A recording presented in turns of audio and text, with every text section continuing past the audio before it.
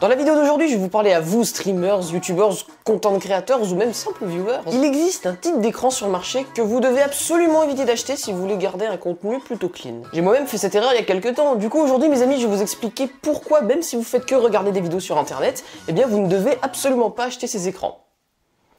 Après vous avoir parlé de notre sponsor du jour, Mynestia. Mynestia est un site où vous pouvez publier et télécharger des ressources pour Minecraft. Vous pouvez trouver des serveurs déjà configurés prêts à l'emploi, donc même pas besoin de vous prendre la tête avec de la configuration. Pour en savoir plus, je vous invite à rester jusqu'à la fin de la vidéo.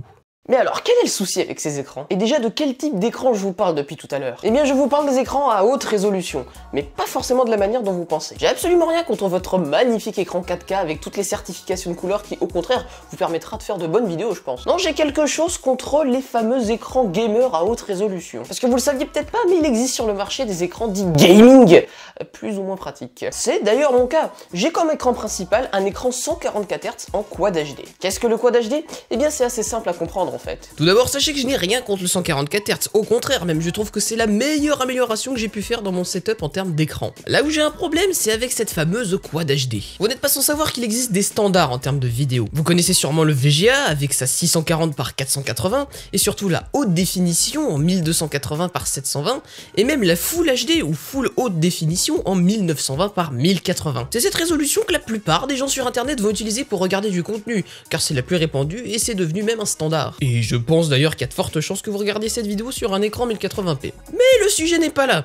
Donc je récapitule, HD c'est 720p, Full HD c'est 1080p, et UHD, ou comme on l'appelle 4K, c'est exactement 4 fois du 1080p, donc du 3840 par 2160. Là c'est assez important que vous compreniez que 4K c'est exactement 4 fois 1080p. Car le souci avec ces résolutions c'est le scaling. Le scaling c'est le fait d'afficher une vidéo sur un écran plus grand ou plus petit. Par exemple, si vous regardez cette vidéo qui est faite en 4K mais sur un écran 1080p, alors vous divisez par 4 le nombre de pixels, donc 4 pixels sur le capteur de ma caméra feront au final un seul pixel pour votre écran. Dites-vous que c'est pareil pour de l'upscale. Si vous regardez de la 1080p sur un écran 4K, il y a certes moins de résolution, mais la vidéo est quand même jolie, parce qu'un pixel en fait 4. Alors que si je fais la même chose avec mon écran Quad HD, qui comme son nom l'indique est 4 fois 720p, et que je mets une vidéo en 1080p sur cet écran, eh bien le rapport de pixels ne sera pas bon. Je vais me retrouver, si je prends ce schéma comme exemple, avec un écran qui est censé pouvoir m'afficher 2 pixels par 4, alors que je vais afficher une image en 3 pixels par 6. L'écran garde la même forme, mais comme vous voyez, les pixels ne correspondent pas, ce qui fait que mon écran va devoir mixer certains pixels entre eux, ce qui va rendre l'image totalement floue. Alors que si je prends la même logique avec un écran qui a exactement le quadruple de la résolution, comme notre 4K,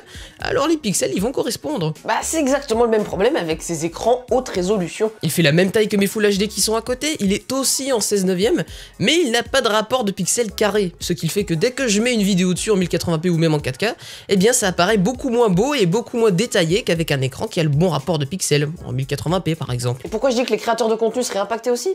Eh bien parce que si vous voulez streamer en 1080p, si vous avez un écran comme celui-là qui n'a pas le même ratio de pixels, eh bien au final vous allez vous retrouver avec une image qui est de moins bonne qualité. Voici par exemple à droite un enregistrement d'un jeu en 1080p et rendu en 1080p.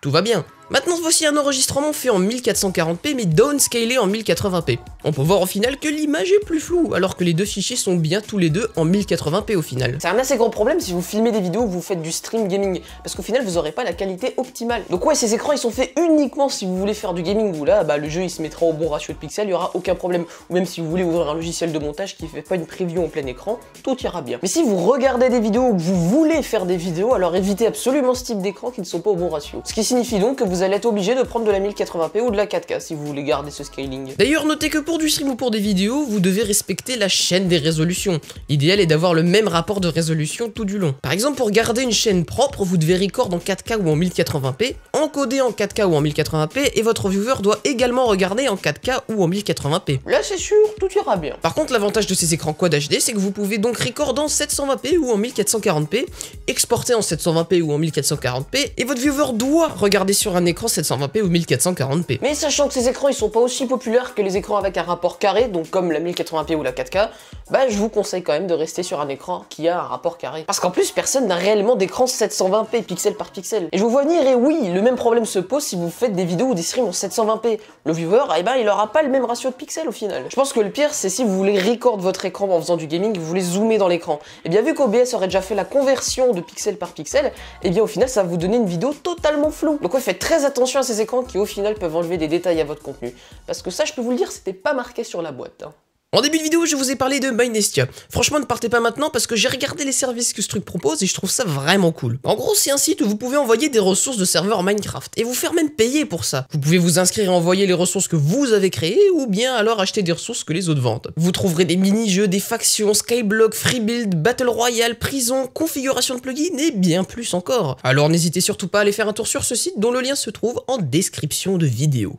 En tout cas mes amis, merci d'avoir regardé cette vidéo jusqu'au bout, hein. Sachez que c'était une petite vidéo là avec un sujet facile à traiter mais bon qui me tenait à cœur quand même parce que la prochaine vidéo devrait être assez grosse honnêtement. Bon allez, en tout cas mes amis, moi je vous dis salut à tous, très bonne continuation et à la prochaine pour d'autres vidéos. Allez, salut les amis.